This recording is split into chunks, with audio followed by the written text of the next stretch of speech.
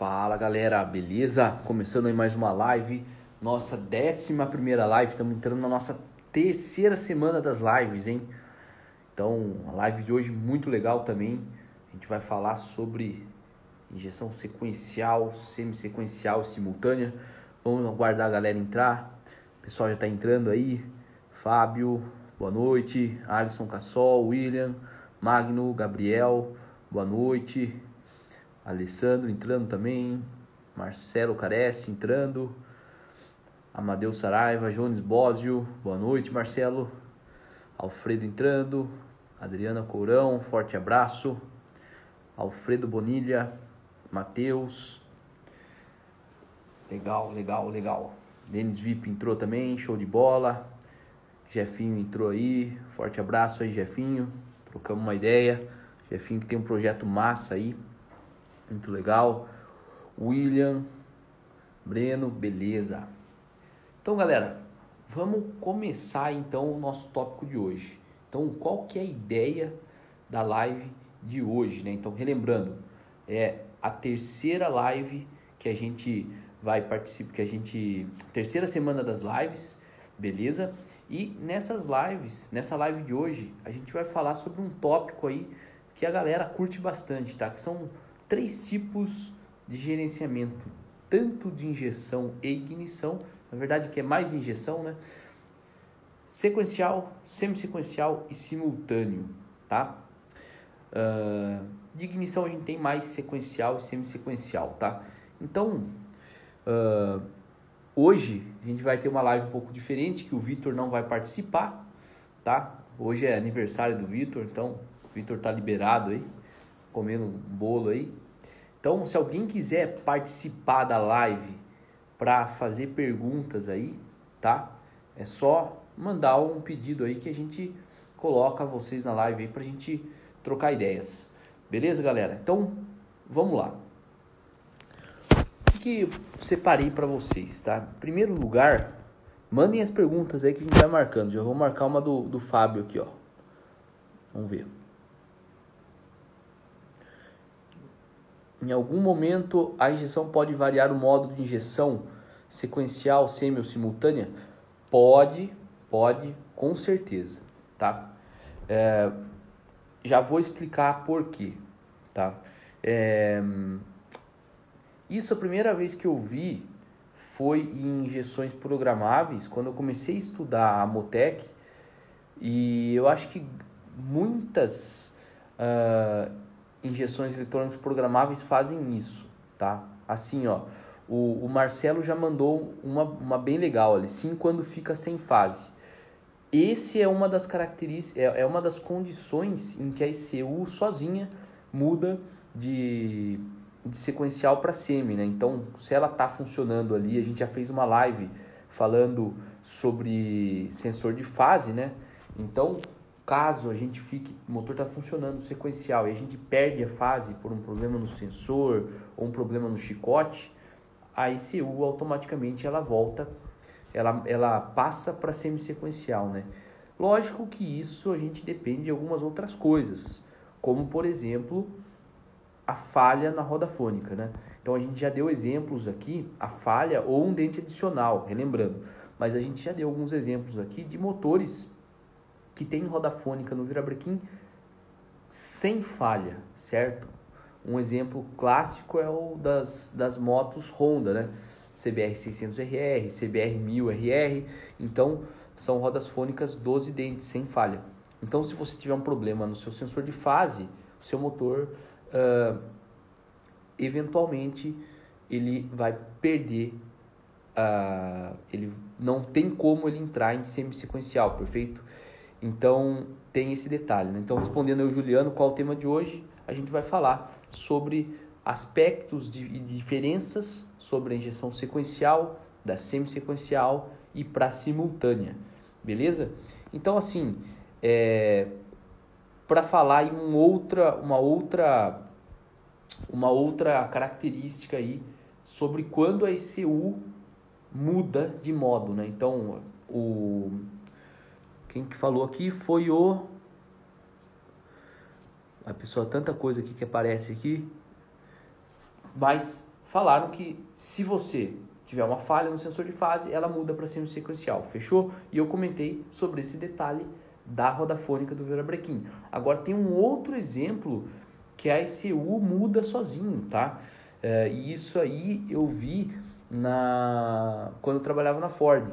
Carros de rua, mais antigamente, tá? Quando as emissões não eram tão apertadas, né? O que o pessoal fazia? Eles iniciavam os primeiros acionamentos dos injetores, era o que eles chamavam de Big Bang. Tá? Existe essa estratégia de calibração, não quer dizer que o pessoal usa sempre, é uma estratégia mais antiga, certo? Mas é a Big Bang. E o que é isso? É simultâneo no início, tá? Certo? Por quê?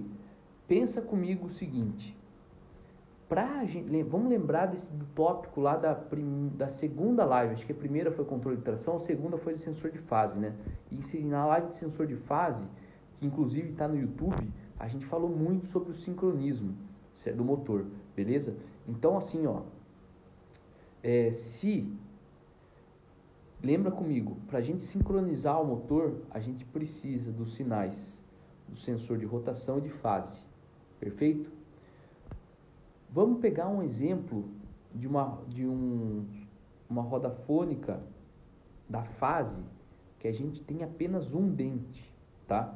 A gente já falou que é muito comum roda fônica de comando C2+2, a gente já mostrou vários exemplos dessas lives, mas vamos dar um exemplo de um dente só na fase, perfeito? O que acontece? Pode ser que você leve quase 2 voltas para você identificar aquele dente, certo? E às vezes também não é nas 2 primeiras voltas que a ECU consegue sincronizar, perfeito? Então, leva um tempo, desde que você bate o arranque, para você conseguir sincronizar o motor e conseguir rodar ele sequencial. Perfeito? E isso aí já está junto no que o Alisson perguntou. Aproveitando a pergunta do Fábio, qual a vantagem de mudar o modo de operação? E essa é uma das vantagens que eu estou falando, tá? A segunda vantagem, né? A primeira a gente já falou, que é que o pessoal falou aí, se você perde o sinal de fase, ele muda para semi-sequencial para o motor continuar funcionando. Uma outra vantagem é justamente essa que eu estou falando. Quando a gente vai dar a partida, pode levar umas 4 voltas ou até mais para a ECU de fato sincronizar e falar, beleza, me achei aqui, consigo fazer o sequencial. Esse tempo diminui muito quando você faz semi-sequencial. Por quê? Porque ela só precisa achar a falha do virabrequim, certo? Então, esse tempo diminui. Vou ser bem detalhista agora, tá? Depende muito de como o motor, da posição que o motor parou desligado. Às vezes, ele parou numa condição que o sinal do sensor de fase já está próximo. Então, ele pega mais rápido, certo? Não é que ele pega mais rápido, ele sincroniza mais rápido. E daí depois você tem todo o acerto de partida para fazer com que ele pegue mais rápido ou não. Então, a gente tem que entender que quando a gente fala em partida também, para o motor pegar, a gente tem 2 características bem distintas. Uma coisa é o motor sincronizar, que a ECU falar, ó, beleza, me achei, e daí sim que ela libera a injeção e ignição. E outra coisa é você fazer a injeção correta, acertar o ponto da maneira correta para o motor pegar, beleza? Então essas 2 variáveis afetam a partida, beleza? Então, olhando esse ponto, esse tempo de partida da parte do sincronismo do motor, se você está semi-sequencial, você consegue fazer o motor funcionar mais rápido, certo? E o Big Bang, aquilo que eu falei um pouco antes, envolve o quê? Envolve uma estratégia que se fazia mais antigamente em carros originais, que era o seguinte: mediu a rotação, ela já pulsava todos os bicos, certo? Por quê? O combustível tem um atraso para você injetar, entrar na câmara de combustão e tudo mais. Então, você ganha um tempo em você já injetar um combustível antes do motor estar sincronizado, beleza? Então, por que eu dei esse exemplo para vocês? Porque dependendo de como for a sua injeção, dependendo de como você configurar ela também, você pode variar os modos na partida, certo? A grande maioria das injeções programáveis, elas fazem semi-sequencial na partida e depois migra para sequencial. E a maioria das pessoas nem imagina que elas fazem isso, certo? E elas fazem isso propositalmente para você ter uma partida mais rápida, certo? Porque na prática dá diferença sim, tá? Por que eu estou falando isso? Quando a gente trabalha com essas rodas fônicas que não tem falha, geralmente o tempo de partida é um pouco maior mesmo, certo? Então é uma característica aí a se avaliar. Então essa é uma segunda vantagem aí de você mudar o modo de operação, é tempo de partida, perfeito? E relembrando, a partida, o tempo entre você virar rank e o seu motor pegar, você pode olhar ele em duas coisas distintas. Primeiro, o tempo para esse sincronizar, que é o tempo para ela se achar no ciclo do motor, e depois para você realmente conseguir injetar combustível, dar o ângulo de ignição para você funcionar o motor, perfeito? Então, divida a partida entre esses dois tempos aí, perfeito? E relembrando, algumas injeções fazem o quê? Ela espera sincronizar para injetar combustível e dar centelha. E existem esse uso de carro original que elas antecipam, por exemplo, a injeção de combustível. Por que não antecipa a ignição? Porque a ignição, diferentemente do combustível, ela precisa ser no momento exato. Não dá para você tentar, vou colocar uma centelha aqui sem eu estar sincronizado o motor.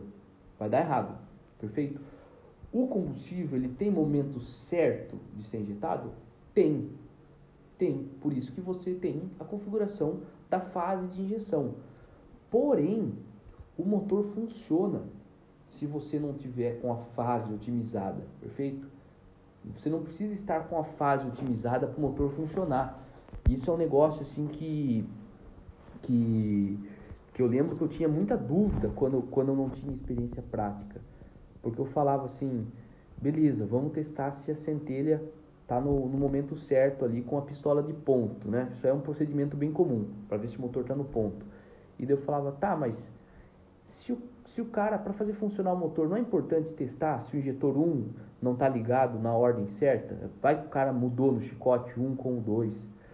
Repito, lógico que é importante isso.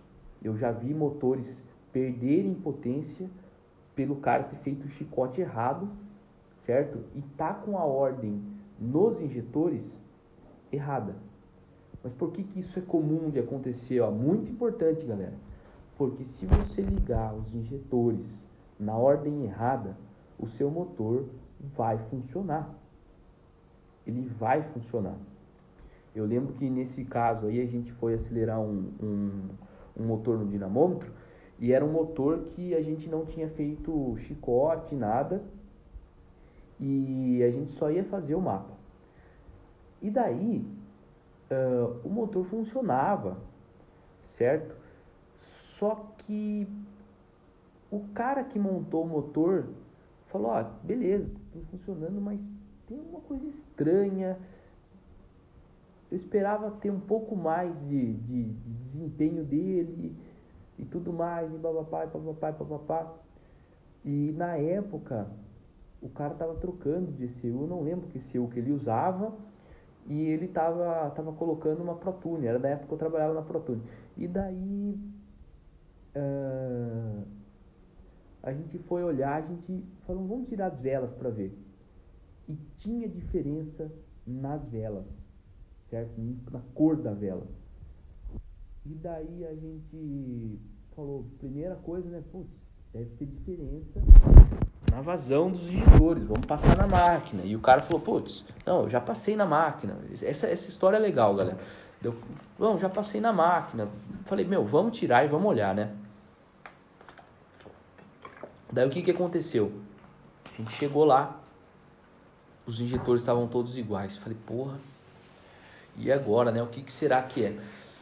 E daí que a gente pensou em testar o chicote e a gente viu que naquela ECU que a gente estava usando, a gente precisava ligar o chicote na ordem de ignição, tá? Isso aqui é um negócio legal. Deixa eu mostrar para vocês aqui, ó, como que a gente faz na Motec. Na Motec, a gente coloca, e cara, não é uma característica da Motec, eu acho que a Fiotec é assim também, tá? Você coloca a ordem de ignição que você tem aqui. Então, quando você consegue configurar a sua ordem de ignição, tá? Vamos lá, back to basics, tá? O que é a ordem de ignição? Você tem lá um motor 8 cilindros. Você tem uma sequência entre as combustões. Então, primeiro acontece, por exemplo, no cilindro 1, depois a próxima combustão não é no cilindro 2, pode não ser, certo?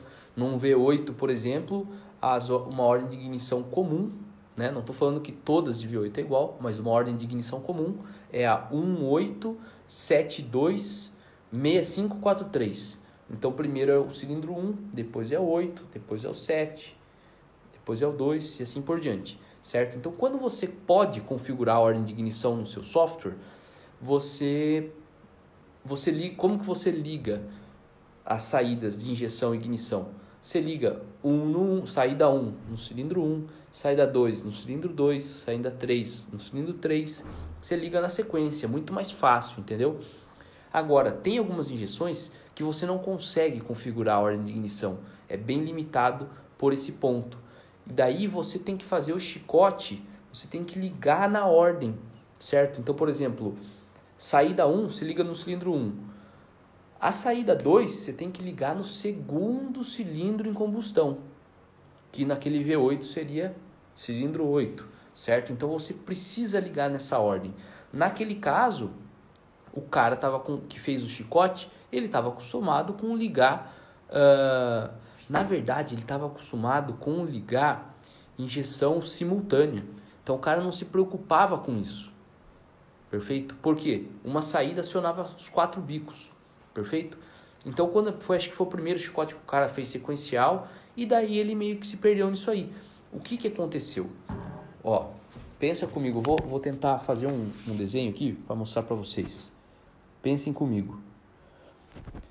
A minha ordem de ignição eram 4 cilindros naquele caso lá. Era essa daqui, ó. 1, 3, 4, 2. Beleza? Como que o cara ligou? Ele ligou 1, 2, 3, 4. Beleza? Então, se você for ver bem, esses 3 cilindros estavam na fase errada. Perfeito? Eu falei que tinha 2 ok e 2 estranhos. Talvez o cara ligou numa ordem diferente, que não me lembro, faz muito tempo. Mas era muito evidente para mim o seguinte, que tinha diferença nas velas. E daí a gente viu que 2 cilindros estavam trabalhando com a fase muito diferente, tá? Eu tô achando que esse motor era um motor de moto que a gente tava passando, viu? Porque a ordem de ignição normal.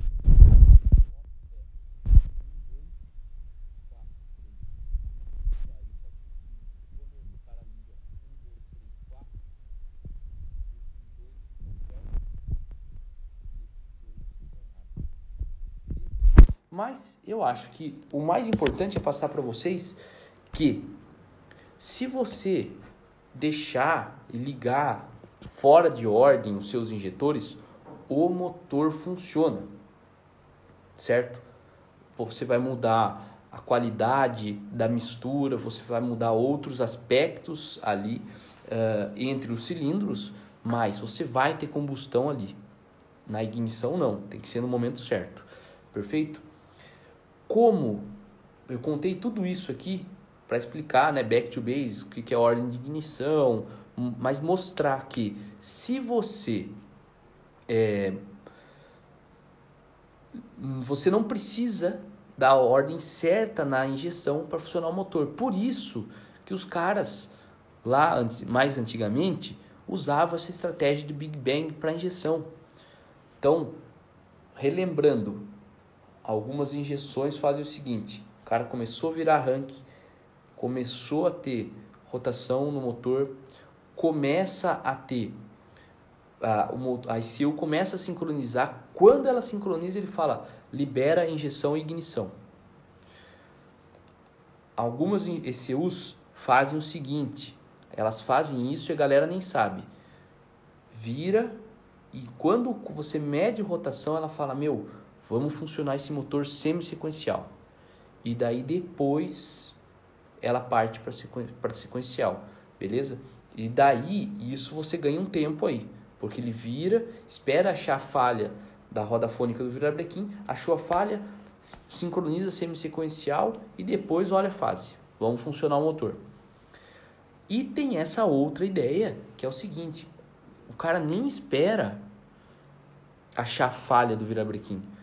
Pegou 2, 3 dentes ali que ele já consegue medir a rotação do motor, você já injeta combustível de uma maneira simultânea, só para você já ter um pouco de combustível lá.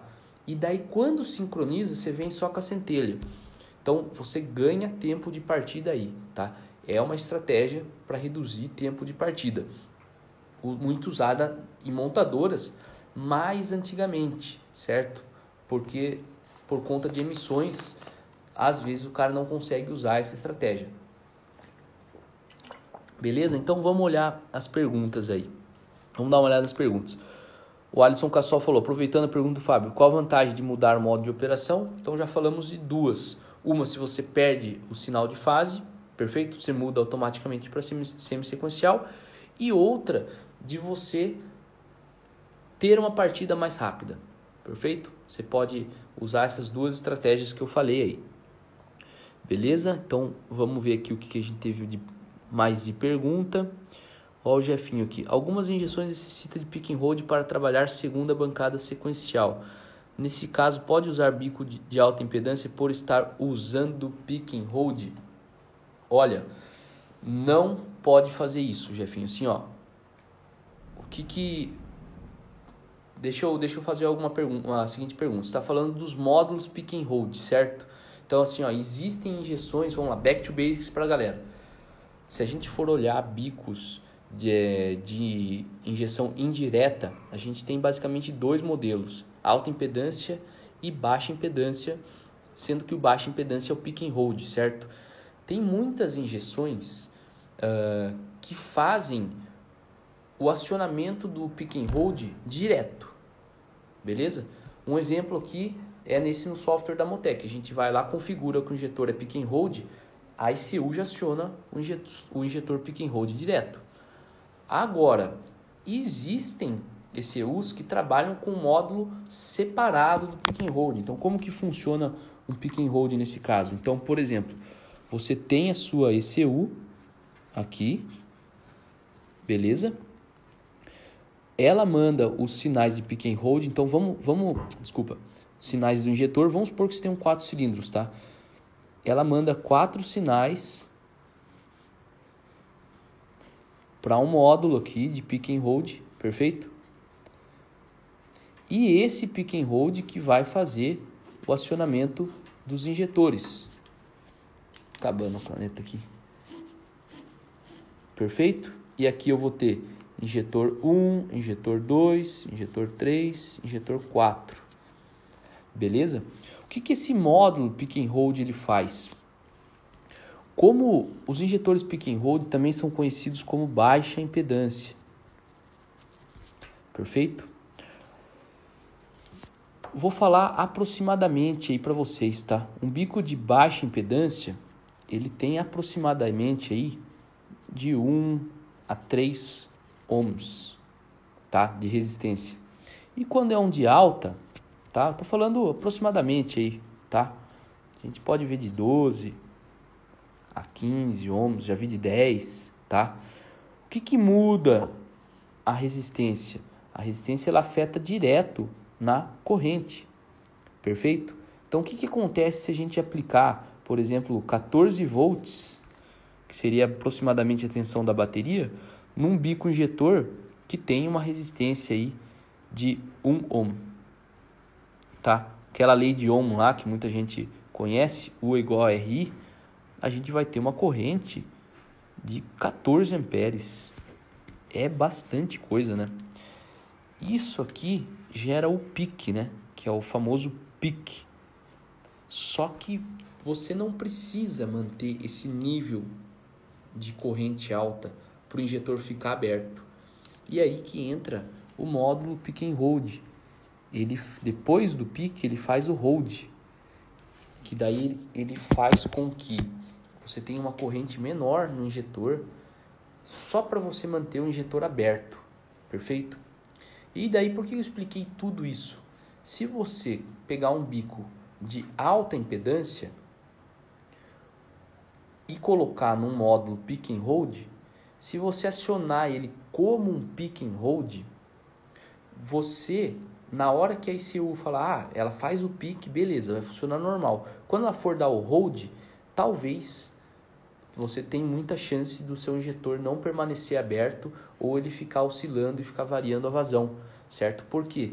Porque quando ela faz o hold, ela baixa muito a corrente no injetor e daí talvez vai ser não vai ser suficiente para o seu injetor de alta impedância, tá? Então, por que eu fiz essa pergunta para você se era com módulo externo? Porque existem ECUs, conforme eu falei, que elas conseguem acionar diretamente o seu injetor pick and hold sem ter nenhum módulo. O que você tem que fazer? Você só tem que configurar nela que é pick and hold, perfeito? Qual que é o ponto muito importante? Quando você tem uma ECU que... Olha aqui, ó. Quando você tem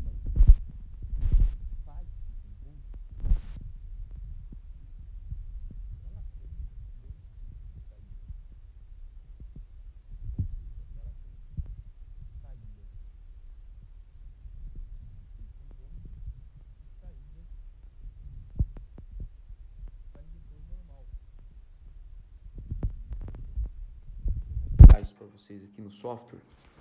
Vamos ver se eu consigo mostrar aqui de uma maneira fácil. Vamos achar aqui, ó. Esse mapa aqui de injeção direta. Pera aí. Deixa eu abrir um outro mapa aqui para eu mostrar para vocês. Espera aí. Injeção direta, daí é diferente o tipo de injetor e tudo mais. Deixa eu colocar aqui. Deixa eu abrir aqui. Vamos ver se eu consigo achar agora. Olha só. Tá vendo que, por exemplo, ó, no pino C23 da ECU, eu tenho uma saída que chama Low Side Injector, tá? One, né? Eu tenho 3 saídas aqui, ó. E eu tenho na verdade, ó, 1, 2, 3, 4, 5, 6. Tenho 6 saídas.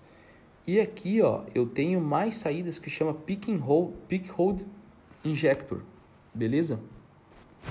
Tá vendo que eu liguei o meu injetor nessa saída? Significa que isso é um injetor pick and hold? Não. Aí é que tá. A saída que é para pick and hold, ela também consegue acionar um injetor saturado de alta impedância. Só que você tem que falar para esse, você tem que configurar lá, ó, meu injetor é de alta impedância. Perfeito? Então esse é um ponto muito importante. Quando você usa um módulo externo de pick and hold, entenda que aquele módulo normalmente ele não tem configuração. Ele você não conecta o notebook, você não programa ele é um módulo durão. Então, ele sempre vai acionar o injetor como pick and hold. Então, não coloque um injetor de alta impedância nesses módulos. Perfeito? Agora, se você tem uma ECU que tem saídas dedicadas para pick and hold, eventualmente você pode ligar uma alta impedância. Por quê? Porque você programa ela, fala, olha, esse injetor não é pick and hold, esse injetor é de alta impedância. E daí a ICU vai fazer o acionamento como se fosse a de alta impedância. Perfeito? Esse é um ponto muito importante. Beleza, galera?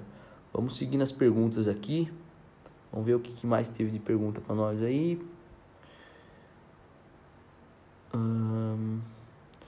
Vamos ver essa do Vitor aqui, ó. Vou colocar aqui. Pin comment. Para quais tipos de projetos cada uma das injeções são indicadas? Olha, vamos lá. Eu acho que é assim. Sempre vale a pena você trabalhar sequencial. Vamos partir de um raciocínio simples, tá? Ou seja, quando usar sequencial, ou quando usar semi, ou quando usar simultâneo.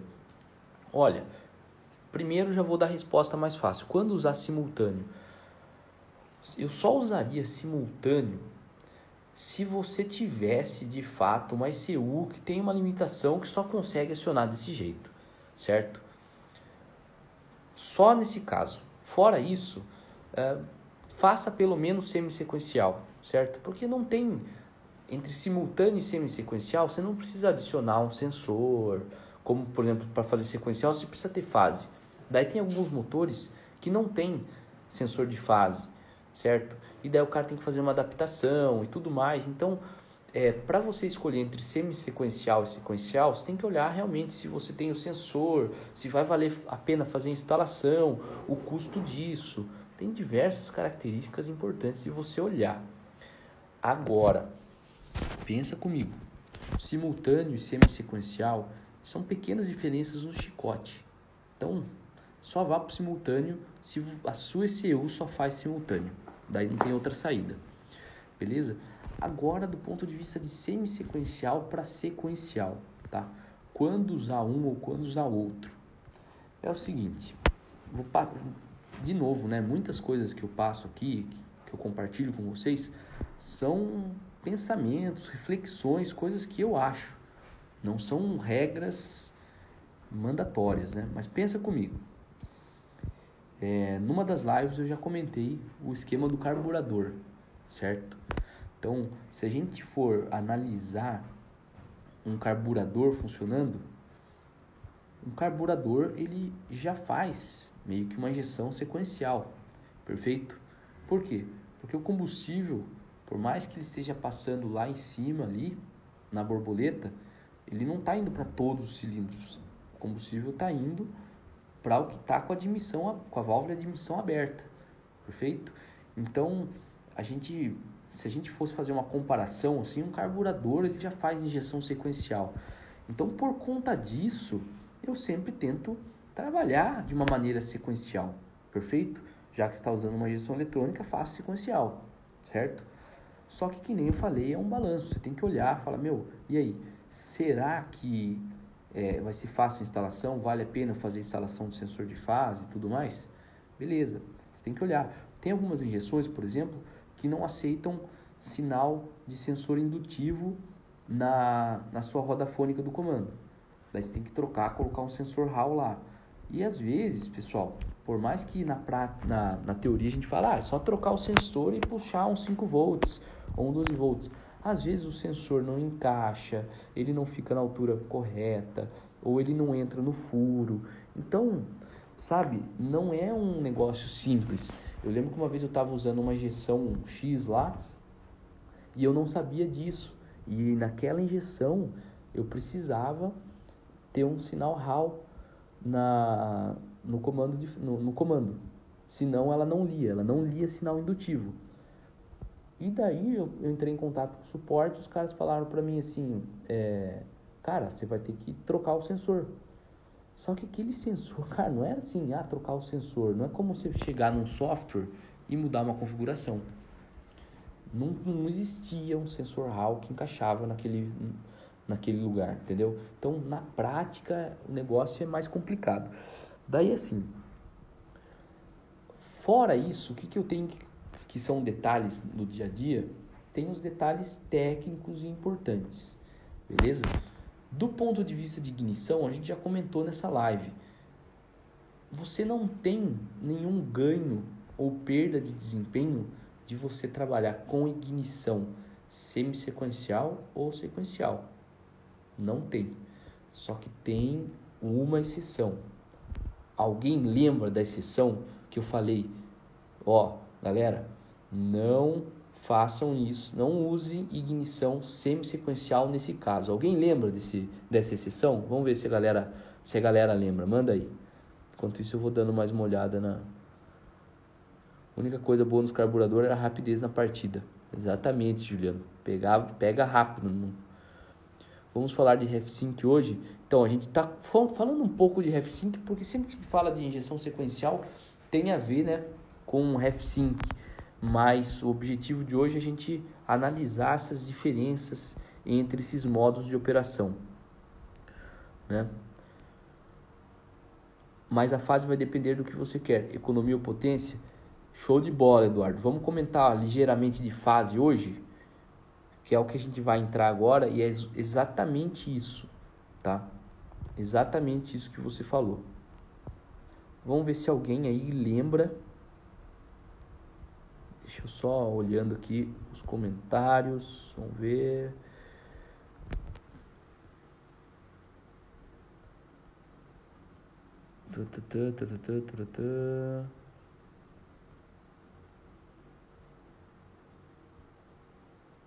Vamos ver se alguém lembrou. Nossa.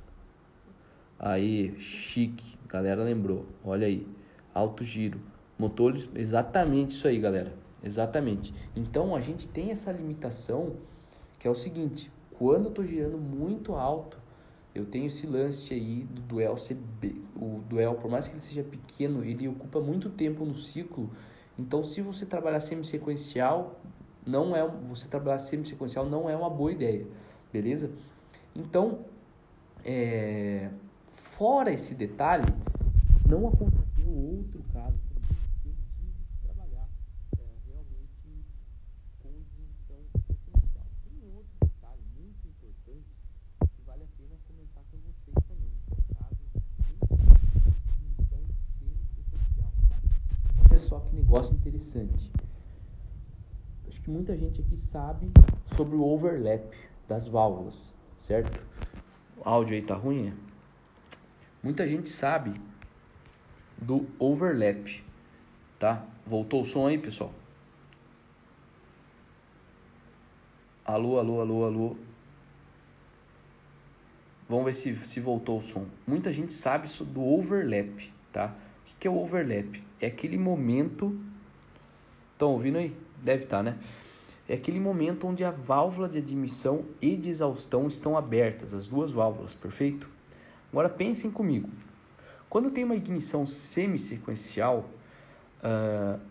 quando acontecem as ignições? Vamos supor que eu estou com 20 graus de ponto, tá? Então, uma ignição vai ser a 20 graus do ponto morto superior quando eu estou na compressão e eu efetivamente vou ter a combustão ali. E na outra volta, eu também vou ter 20 graus, mas eu não vou estar na fase de compressão. Eu vou estar quando? No final da exaustão, certo?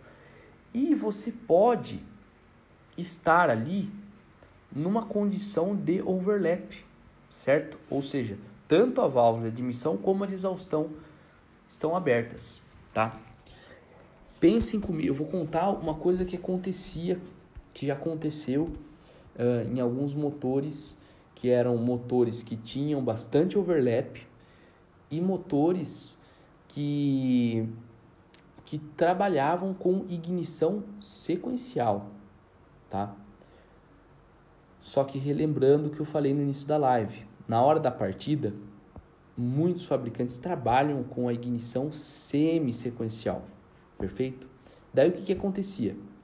O cara não estava com uma partida bem calibrada, perfeito? Então, a mistura estava bem rica, partida estava difícil e tinha uma característica, a bateria estava fraca.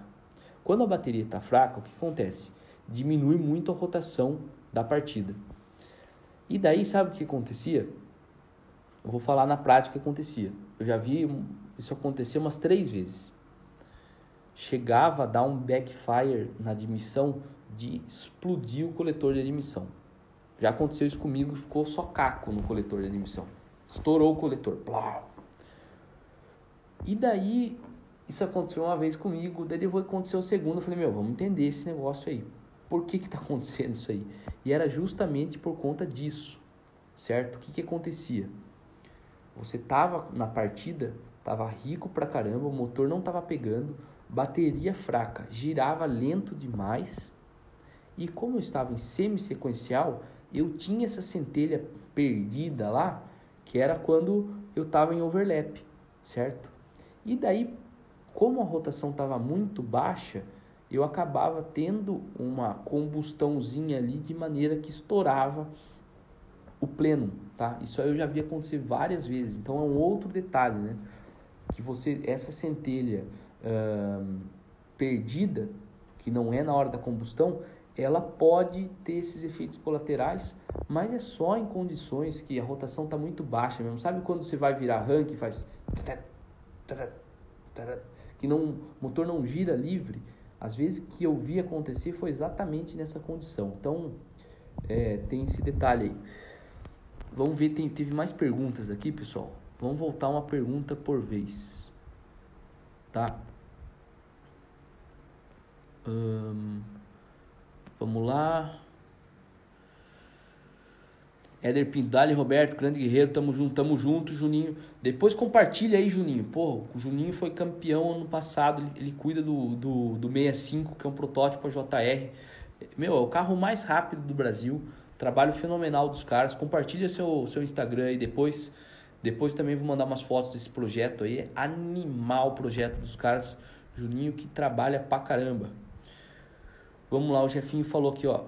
ECU tem 4 saídas para injetor e as outras 4 são saídas de tensão menor. Para essa saída de tensão menor, o fabricante pede para usar pick and hold. De qual ECU que você está falando, Jefinho? Vou até marcar seu comentário aqui. Depois me conta de qual ECU que você está falando. O Adri Turbo aqui. Existe risco em uso de injeções e ignição sequencial para alta potência? Olha, eu nunca vi, sabe, Adri Turbo, esses tipos de perguntas, sabe, muita gente gosta de falar assim, não existe risco, não sei o quê, porque nunca aconteceu com ele. Como que eu gosto de abordar esses tipos de assunto? Olha, eu nunca vi. Calibração em motores a combustão é um negócio tão extenso, tem tantos, né, é um espaço amostral muito grande, que pode ser que exista, mas eu nunca vi, Adri Turbo, algum risco para injeção e ignição sequencial.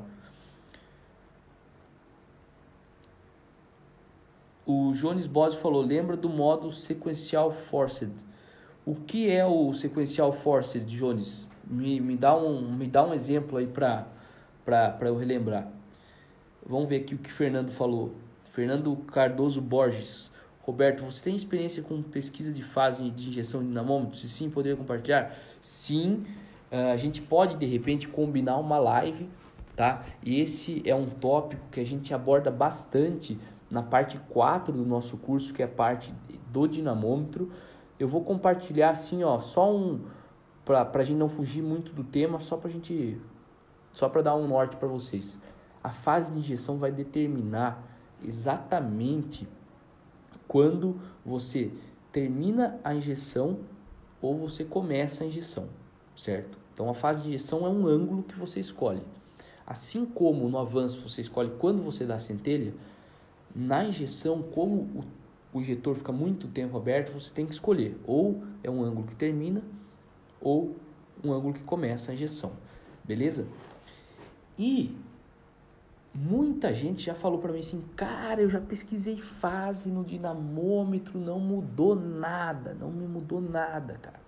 E puta merda, esse negócio sequencial não muda nada de semi-sequencial para sequencial, tá? E aí que eu vou falar, o cara tá certo? Sim, existem casos aonde não muda nada. Você vai lá, você pesquisa 0 graus, 60, 120, 180, 300, 500, 700 e não muda nada. Você está medindo no dinamômetro, não está mudando nada. Agora atenção, pessoal, que eu vou compartilhar aqui com vocês. Eu acho que eu nunca compartilhei em live, em vídeo, em coisa nenhuma, porque é um negócio assim que eu levei um tempo para entender. Porque eu vi casos de motores que eu mudava a fase e mudava consideravelmente potência e consumo. E daí, quando acontecia isso, eu falava, cara, animal, beleza, isso aqui é do caralho, né? Tipo, primeira vez que eu adiantei um ponto no dinamômetro, eu fiquei louco. Eu falei, meu, como esse negócio muda? Nunca mais eu vou fazer algo assim sem calibrar todos os pontos. E daí, chegava motor no dinamômetro que não mudava nada, cara, nada. Galera, acompanha comigo, eu vou explicar para vocês por que isso acontece. Saca só. Vamos ver se vocês estão ouvindo aí. Galera, tá ouvindo normal aí? Lembra da ProTuning sequencial forçado, uma injeção por ciclo, mesmo ligando banco a banco.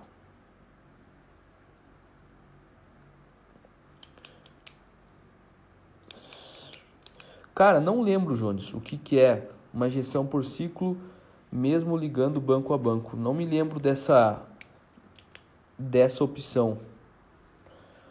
Vocês estão ouvindo bem aí? Então, show de bola. Olha só.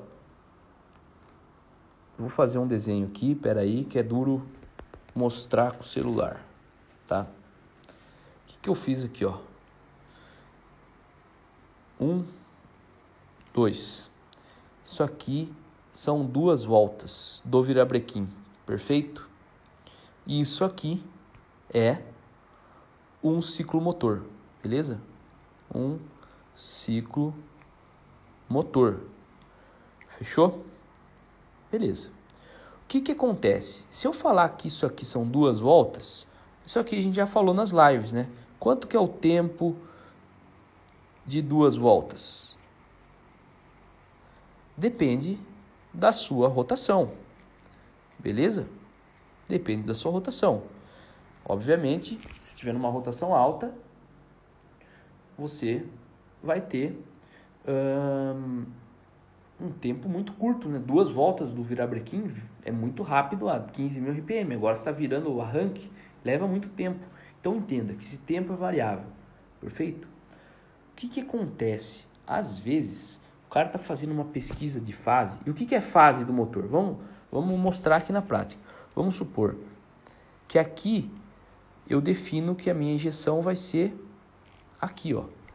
Perfeito? Então, aqui abre o bico e aqui fecha o bico. Perfeito? Quando eu calibro a fase, eu consigo mudar isso aqui daqui para cá ou daqui para lá. Fechou? Eu consigo escolher exatamente aonde vai ser feita essa injeção. E isso afeta o que, pessoal? Isso afeta, olha, a atomização do combustível, o tempo que o combustível fica no duto de admissão, como o combustível é misturado com o ar que está entrando para dentro da câmara de combustão, certo? Isso afeta, muda muito se você injeta com a válvula de admissão aberta, se você termina de injetar antes. Então, são muitas coisas que afetam isso aí. Distância do bico injetor, pressão de combustível que está usando, combustível que você usa. Deixa eu só ver do que o Jones falou que estou interessado. A ECU deve identificar uma fase. Tem ECU que... tá. É quando a ECU faz uma identificação da fase sem você ter o sensor de fase, certo? É isso aí, né? Tem algumas ECUs que fazem a identificação da fase de uma maneira aleatória. Ela testa e vê se o motor está perdendo rotação, ela inverte a fase. Tem esse tipo aí. E tem também ECUs que trabalham com um map para dar o sinal de fase. Isso é muito legal. De repente eu faço isso aí para mostrar numa live. Mas vamos voltar para o lance da fase aqui, que isso aqui é o ponto alto aí da nossa live aí. Isso aqui é fase de injeção, perfeito? Eu tenho as 2 voltas do motor, tá aqui uma volta, eu tenho aqui outra volta, e daí você consegue selecionar exatamente aonde você faz a injeção, perfeito? Só que o que acontece, pessoal? Duas coisas. O tempo de injeção, ele é variável. Quanto mais combustível você precisa, maior vai ser seu tempo de injeção. E tem uma outra coisa muito importante, que o tempo das duas voltas varia com a rotação. Quando você está numa rotação muito alta, o que acontece? O seu tempo pode diminuir muito. E o seu ciclo, putz, fiz um desenho muito ruim aqui. O seu ciclo pode ser assim, ó. Ao invés de você ter um tempo grande, o seu tempo de ciclo diminui. E você precisa de um tempo de injeção maior. Daí o que acontece? O seu tempo de injeção vai ficar assim, ó. Me diga uma coisa, pessoal. O que vai mudar eu mexer na fase nessa condição? Eu vou mudar um pouquinho para cá ou um pouquinho para cá. Entenderam a sacada? Quando eu tenho um duty cycle do injetor muito grande, ou seja, cara, eu estou usando 80% dos bicos, estou usando 90% dos bicos, não adianta nada eu mudar a fase. Não adianta nada eu mudar a fase, porque eu já estou com o injetor aberto por quase todo o ciclo. Então, por isso que muita gente vira e fala, sequencial não muda nada, eu mexi na fase, não mudou nada. Às vezes não muda nada. Por isso que você precisa escolher, prestem atenção, vocês precisam escolher dimensionar injetor, dimensionar pressão de combustível, para que você tenha um tempo de injeção legal para você trabalhar na fase, perfeito? Isso aí dá muita diferença. E, obviamente, você precisa saber como você faz para você calibrar a fase de uma maneira correta. Agora, quando você tem estratégias que você consegue ter essa boa relação entre tempo de injeção e tempo de ciclo, você consegue trabalhar na fase para buscar potência e consumo. Fechou? Então, assim, ó, esse é um ponto muito importante. Às vezes o cara paga, que nem fizeram uma pergunta aqui, como o Vitor não tá na live, fica complicado de eu falar e ler a pergunta de todo mundo, mas eu vi uma aqui, ó. Vou injetar meu AP e estou planejando colocar um módulo com ignição sequencial e injeção sem ser sequencial. Vale a pena gastar cerca de R$1.000 a mais para ter a injeção sequencial? Cara, a melhor coisa é você tentar achar alguém que trabalha sequencial para ver e testar semi-sequencial num projeto semelhante para ver se você tem alguns ganhos, certo? Existem, de fato, outros ganhos de vocês trabalhar com a ignição, com a injeção sequencial do que com a semi, que eu não comentei aqui, tá? Vou falar rapidamente. Pensa o seguinte, uma coisa, quando você tem duas injeções, olha só que negócio interessante também, outro detalhe. Estou trabalhando semi-sequencial, tá? Então, vou fazer 2 rabiscos aqui, tá? Então, imagina que eu tenho sequencial aqui. E eu tenho isso aqui, de injeção. Tá? No semi, naturalmente, eu vou ter metade aqui e metade na outra volta. Perfeito? Agora, pensem comigo, pessoal. O que acontece? Eu vou lá, a injeção faz o cálculo de combustível, ela falou, então eu tenho que injetar 10 milissegundos, só para dar um exemplo. Ela fala, vou injetar 5 aqui e na próxima volta eu vou injetar mais 5. Beleza? Só que daí, entre uma volta e outra, você teve uma mudança no cálculo de combustível que você precisa injetar mais combustível. Isso é possível acontecer. Principalmente quando o motor acelera muito rápido, motor que tem baixa inércia, quando você varia uma condição muito rápido. Você precisaria... eu vou dar um exemplo, tá? 11 milissegundos. Cara, aqui você já não consegue, metade do seu combustível já foi injetado aqui. Certo? Daí a injeção vai ter que fazer um cálculo para injetar 6. Será que ela refaz esse cálculo? Tudo depende de como é feito a estratégia da sua injeção. Mas entenda, você tá sempre trabalhando uma volta meio que atrasado, tá? É uma maneira simples de explicar algo que é complexo, tá? Não tá 100% correto o que eu falei, mas entenda que você já injetou uma quantidade de combustível anteriormente e você precisa de mais combustível, que não tem como você aumentar aquela quantidade já injetada, perfeito? Então, tem diversas vantagens de trabalhar sequencial, mas depende muito também do que é R$ 1.000 para você. Se faz muita diferença R$ 1.000 no seu orçamento, não sei se eu pagaria R$ 1.000 a mais só para ter a injeção sequencial, se você não sabe que vai dar a diferença, certo? Eu acredito que faz muito mais diferença você trabalhar numa calibração legal no seu carro, perfeito? Fazer um trabalho bem feito de mapeamento e de chicote, do que simplesmente você trabalhar sequencial ou semi-sequencial, entendeu? É um ponto de vista meu, mas ressalto, cada caso é um caso. Tem casos que não funcionam legal sem ser sequencial, perfeito? E também tem casos que não muda nada, certo? Às vezes o cara vai lá e faz um posicionamento do injetor muito ruim, certo? Então você acaba perdendo toda a vantagem do sequencial de você conseguir colocar o combustível na hora correta, certo? Então é complicado assim por uma live e falar, cara, vá pro sequencial que vale a pena, sabe? Isso é o tipo de coisa que muita gente faz marketing em cima disso e não é uma coisa que sempre dá resultado. Pode dar. E aqui a gente tem alguns exemplos para mostrar casos que dão resultado e casos quando nunca vai dar resultado, certo? Vamos ver o que mais tem de pergunta aí.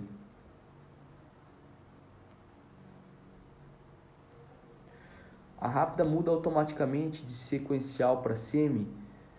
Depende da estratégia do fabricante. Na teoria ela tem que mudar sim. Tudo que altera a injeção de combustível, ela tem que mudar. Outra pergunta aqui do Alessandro. Pergunta, por que a aceleração rápida é mais difícil de acertar com a sequencial? Boa pergunta. Pessoal, tem um detalhe importante. A galera tá fazendo muita pergunta legal. Eu achei que essa live ia dar 1 hora, porque o Vitor não tá aqui, mas vai dar um pouco mais. O Instagram corta as lives quando chega em 1 hora, beleza? Então, quando cortar a live, a gente vai voltar aqui para continuar para responder as perguntas, tá? Então, por que aceleração rápida é mais difícil de acertar com a sequencial? Porque é o seguinte, quando você está trabalhando, pensa comigo o seguinte, ó. Isso aqui é sequencial, isso aqui é semi. Se a minha fase ideal tá aqui, as duas fases estão erradas, mas essa aqui tá muito mais errada do que essa aqui, sacou? Então, quando você trabalha sequencial, a calibração da fase é muito mais importante. Se você está com uma fase muito errada, vai ser difícil de acertar rápido. Tem isso aí que o Fernando comentou também, 2 dead times na semi. Então, quando você tem um dead time a mais ali, você tem um tempo perdido a mais. Nesse caso aqui, não ia mudar nada com 2 dead times, mas imagina num caso que é isso aqui, ó. Que você tem aqui uma injeção aqui e a outra injeção aqui, né? Então, você tem pouco tempo aqui. E daí, você está trabalhando com muito tempo morto, 2 tempos mortos por ciclo, você pode estar perdendo